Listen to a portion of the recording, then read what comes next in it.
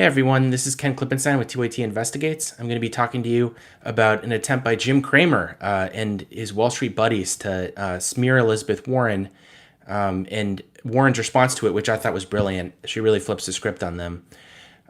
This all took place yesterday when Jim Cramer, recall that he's the host of Mad Money, and kind of like a mouthpiece, I think, for Wall Street generally. CNBC tweeted out a clip of Cramer saying that, let me read you the tweet. Wall Street executives are fearful of an Elizabeth Warren presidency, according to Mad Money's Jim Cramer. And Warren's response to this was beautiful. She says, "I'm Elizabeth Warren, and I approve this message," which I think is the exact right response to something like this. It should be good that a president is bad for Wall Street, because Wall Street has had it way too good, while most of the country has had it very hard for, at least as long as I've been alive.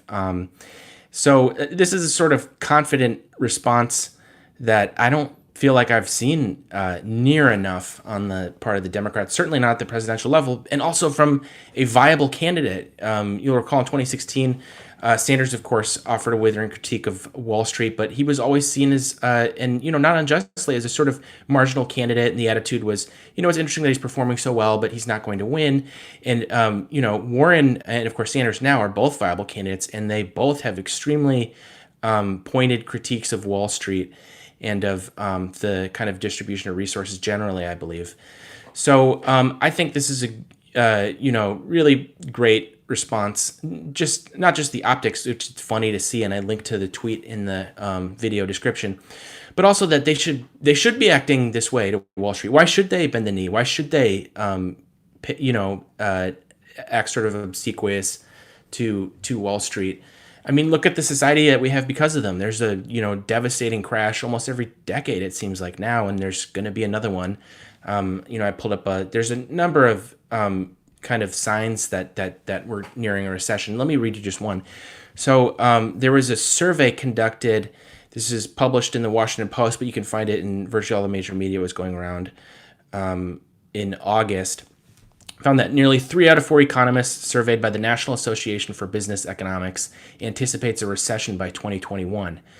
So when someone like Cramer and his Wall Street buddies say that Warren is going to be bad for Wall Street, that doesn't mean necessarily that it's going to be bad for the country. In fact, if what he's talking about is raising taxes and kind of generally introducing more regulations, that's something we absolutely need. And of course, Wall Street is going to kick and scream about that. What institution doesn't want more power and less oversight?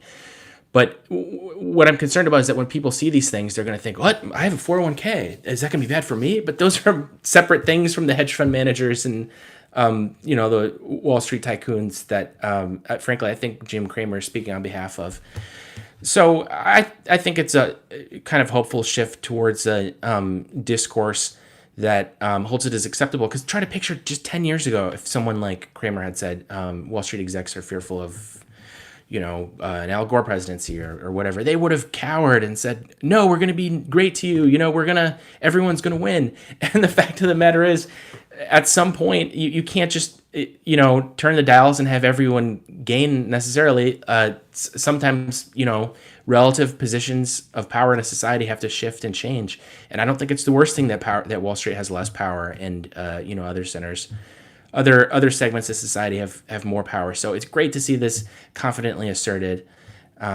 Yes, exactly. Someone in the chat says Wall Street does not reflect Main Street, 100%.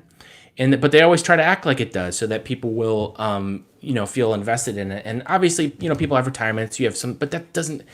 If you look at the amount of money that someone has in a 401k versus how much a billionaire has in, equity, there's no comparison. Those are entirely different worlds. And they try to get you to confuse those things, I think, people like Cramer. So bravo to Liz Warren for flipping the script on him and not cowering and trying to, clarify. No, we're actually going to be great for both Wall Street and Main Street. And just, honestly asserting, yes, it will be, it's going to be, I'm going to be tough on you guys. I can't imagine a lot of the country doesn't want to see that. I'm sure that's a popular sentiment at this point in time.